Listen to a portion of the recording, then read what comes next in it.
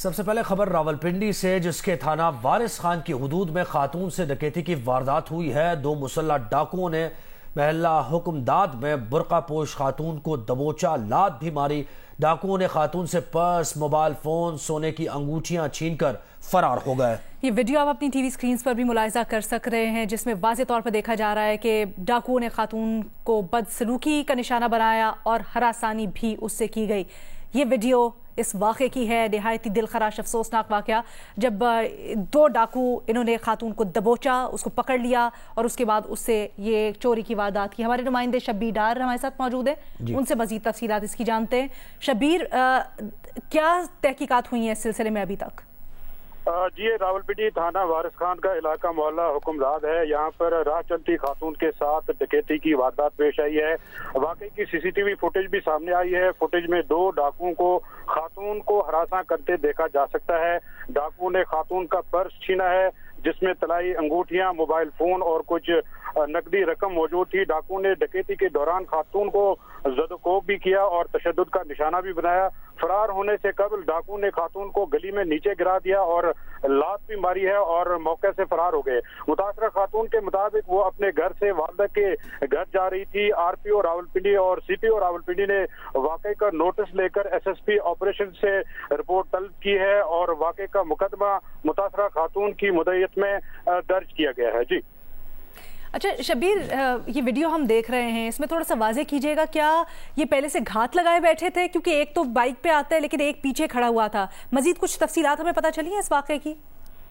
जी, अगर आप सीसीटीवी का बगौर जायजा लें तो खातून गली में जा रही थी, तो जो दो डाकू है वो मोटरसाइकिल पे आते हैं और पहले मोटरसाइकिल सीधा जाता है, उसके बाद वो मोटरसाइकिल सवार वापस मुड़ता है। उसके पीछे एक और डाकू पैदल चल के आ रहा है और जो मोटरसाइकिल पे डाकू सवार था उसने खातून को पहले दबोचा और उसके बाद दूसरा जो डाकू है वो असला लहराते हुए इस मौके पे पहुंचा और दोनों ने खातून को दबोच कर नीचे गिरा दिया। जिसके बाद उसका जो पर्स है उसमें से सामान निकाला गया, जिसमें तलाई जेवरात और अंगूठियां और मोबाइल फोन, कुछ नकदी रकम भी थी। उसके बाद खातून ने मुजाहमत भी करते हुए देखा गया खातून को, लेकिन जो दो डाकू है उन्होंने खातून को नीचे गिरा दिया और तशद्दुद का निशाना भी बनाया। उसके बाद जब खातून निडाल होकर गली में गिर गई और उसके बाद जो दोनों डाकू है वो असला लहराते हुए मौके से फरार हो गए। असला लहराते हुए दोनों डाकू मौके से फरार हो गए। ये आप सीसीटीवी वीडियो भी देख रहे हैं और इसमें डकैती तो हुई और ये डाकुओं से, चोरों से अखलाकियात एक्सपेक्ट करना ये तो खैर बहुत दूर की बात है, लेकिन ऐसे वाकयात होते नहीं थे।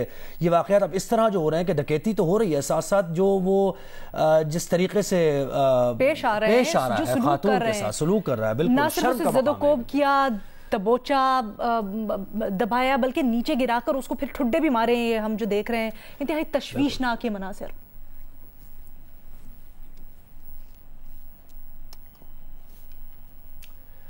ईमान मजारी को रावलपिंडी की अडियाला जेल के बाहर से दोबारा गिरफ्तार कर लिया गया है। इस बारे में मजीद जानेंगे नुमाइंदा जियो न्यूज़ अहमद सुबहान ने हमें ज्वाइन किया है। अहमद, आगाह कीजिएगा तफसीलात से। जी बिल्कुल, ईमान मजारी को अडियाला जेल के बाहर से गिरफ्तार किया गया। वो अडियाला जेल में गई थी मुलाकात के लिए और वहां से जब बाहर निकली है अपने वकला साथियों के साथ ही वो वहां पर मौजूद थी और इसी दौरान इस्लामाबाद पुलिस की जो टीम है वो वहां से ईमान मजारी का इंतजार कर रही थी और ईमान मजारी के आते ही उनको ख्वातीन पुलिस ने अपनी क्यों गिरफ्तार किया? उनको आज ही तो रिहाई हुई थी। जी, थाना बाराकोऊ में ईमान मजारी के खिलाफ एक मुकदमा दर्ज है जिसमें ईमान मजारी को गिरफ्तार किया गया और यहाँ पर जो पुलिस ऑफिसर्स हैं वो हमें कंफर्म कर रहे हैं कि उन ईमान मजारी को अब इस्लामाबाद के जो वुमेन पुलिस स्टेशन है वहाँ पर मुंतकिल किया जा रहा है और वहाँ से फिर उनको कल के रोज में अदालत पेश किया जाएगा, जिसके बाद उनके रिमांड की इस्तदा। जी, बहुत शुक्रिया अहमद सुबहान, आपने डिटेल्स दी।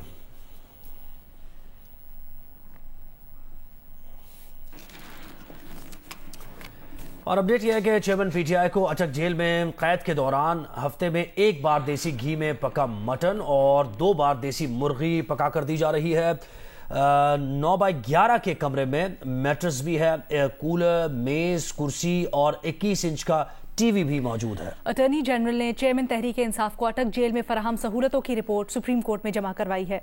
रिपोर्ट के मुताबिक मेन्यू के मुताबिक दिन और रात के खाने में ताज़ा फल दिए जा रहे हैं। चेयरमैन तहरीक इंसाफ को यह भी इस रिपोर्ट में बताया गया है कि 7 से 23 अगस्त तक 3 बार उनकी अहलिया, 3 बार वकला की चेयरमैन तहरीक इंसाफ से मुलाकात करवाई गई है।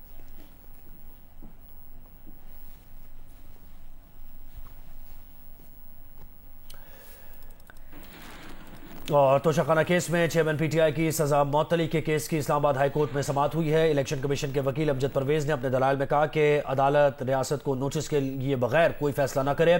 फौजदारी केस में पब्लिक प्रोसिक्यूटर को नोटिस करना जरूरी है, जिस पर चीफ जस्टिस आमिर फारूक ने कहा कि आपने ये बात ट्रायल कोर्ट में तो नहीं कही थी। इस पर अमजद परवेज ने कहा कि ये साबिक वजीर आजम के खिलाफ करप्ट प्रैक्टिसेस का केस है। समाअत के आगाज पर चेयरमैन तहरीक इंसाफ के वकील अली जफर ने कहा कि मुवक्किल से मुलाकात की इजाजत दी जाए।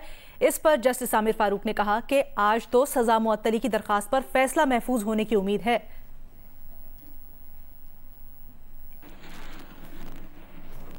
बिजली के बिल्स में अवाम को कैसे रिलीफ दिया जाए, वजीर आजम की जेर सदारत इजलास कुछ देर बाद शुरू होगा। इस बारे में मजीद जानेंगे नुमाइंदा जियो न्यूज अयाज अकबर यूसुफजई ने ज्वाइन किया है। अयाज बताइएगा, कोई खबर आई है बाहर? देखिए जी, बिजली के हवाले से जो कल इजलास हुआ था सबकी नजरें वहाँ थी, लेकिन वहाँ से कोई खातिर खा जवाब नहीं आया था और आज एक मरतबा फिर से इजलास को बुलाने के हवाले से फैसला हुआ था। अब से इजलास तकरीबन 4 बजे शुरू होगा। इस इजलास में बुरी काबीना के अरकीन, सेक्रेटरी पावर, चेयरमैन वापडा, चेयरमैन नेपरा और दीगर मुतलका जो आला हुकाम है वो शिरकत करेंगे और इजलास में जुलाई की जो बिजली के बिल है इसके इजाफे पर तफसीली ब्रीफिंग दी जाएगी। साथ साथ बिजली के शोबे के जो मसाइल है, ज्यादा बिलों के हवाले से तफसीलात है, उसकी रिपोर्ट वज़ीर आज़म ने मांगी थी जो आज उनको पेश की जाएगी। बिजली चोरी और इसकी रोकथाम के लिए क्या इकदाम उठाए जा सकते हैं और उठाए गए हैं, उसके हवाले से भी एक रिपोर्ट वज़ीर आज़म ने मांगी थी, वो भी दी जा रही है। बिजली चोरी और इसकी रोकथाम के लिए जो उन्होंने अभी तक किन किन के खिलाफ क्या क्या कार्रवाइयां की हैं उस हवाले से भी वज़ीर आज़म ने रिपोर्ट मांगी थी, वो भी आज जो है वो दिए जाने का इम्कान है। और ये इजलास कुछ देर बाद शुरू होगा। बहुत शुक्रिया यार तफसीलात के लिए।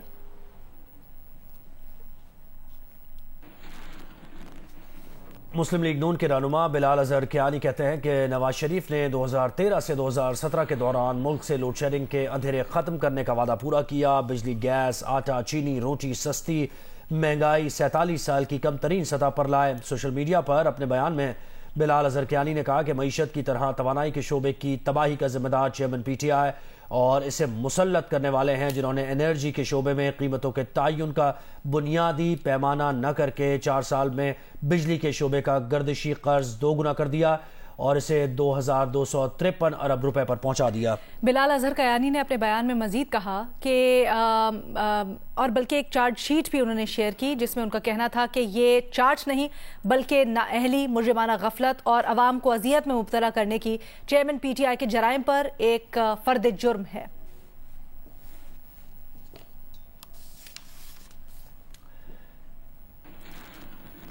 रहनुमा एमक्यूएम फारूक सत्तार ने सवाल किया कि क्या पीपल्स पार्टी को इल्म नहीं था कि मरदमशुमारी का नतीजा मानने पर नई हल्काबंदियां होंगी। आज 15 दिन बाद पीपल्स पार्टी के पेट में मरोड़ क्यों उठ रहा है। इलेक्शन कमीशन इस्लामाबाद में चीफ इलेक्शन कमिश्नर से मुलाकात के बाद गुफ्तगू में फारूक सत्तार ने कहा कि पीपल्स पार्टी ने मुश्तरका मफादात काउंसिल में मरदमशुमारी के नताइज क्यों तस्लीम किए। इलेक्शन कमीशन ऑफ पाकिस्तान के इस फैसले को हमने एंडोर्स किया और हमने कहा कि हम भी यही चाहते हैं कि हल्का बंदियाँ हों, उसके बाद इलेक्शन हो। लेकिन हमने ये नहीं कहा कि इलेक्शन के इनेकाद का वक्त किसी गैर ज़रूरी ताख़ीर का शिकार हो। किसी को किसी की नीयत पर शक करने का हक और मौका ना दिया जाए, लेकिन आईन के तमाम तकाज़ों को हर हाल में पूरा किया जाए। फिर भी अगर पॉलिटिक्स ही करनी है तो पीपल्स पार्टी जिसने मरदमशुमारी के नताइज को काउंसिल ऑफ कॉमन इंटरेस्ट में मान लिया, तो उन्हें नहीं मालूम था कि अगर यहाँ मान लेंगे तो बाहर जाएंगे तो सबसे पहले हल्का बंदियाँ करनी होंगी। तो आज पेट में दर्द क्यों हो रहा है इतने दिनों के बाद। कराची के मुख्तलिफ इलाकों में आशोब चश्म की वबा फैल गई।